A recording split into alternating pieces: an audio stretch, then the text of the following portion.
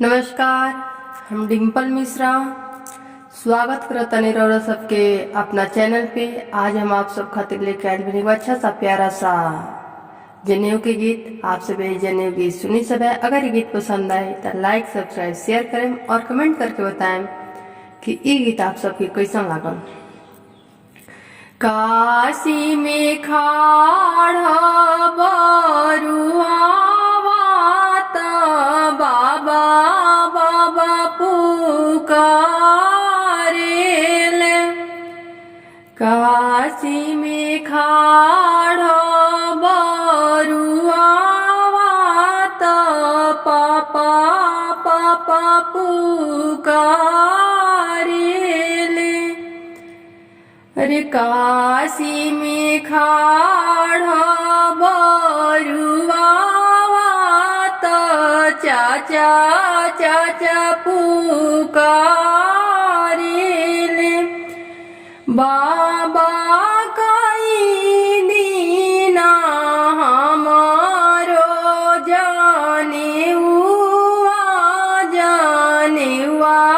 आज चाहिए।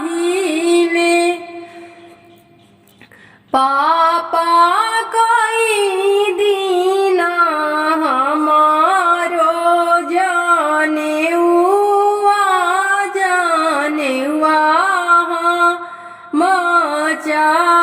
चाहिए।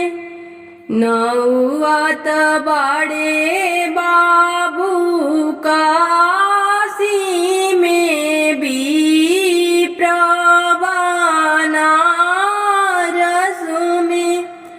बाबू फुआ तोहरे बाड़ी सजना घरे लापरी तोहरे के परिछि।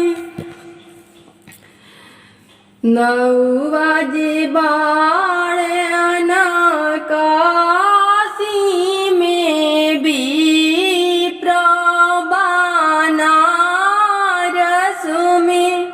बाबू दीदी तोहरे बाड़ी सजना घरे लापरी तोहरे के परिछि। नौवा बोलाई बाबा काशी से भी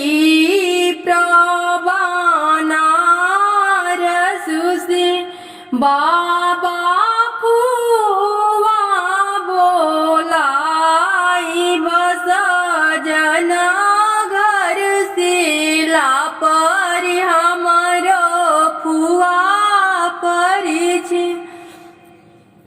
पापा दीदी बोलई बो सजना घर से दीदी परिछि। चाचा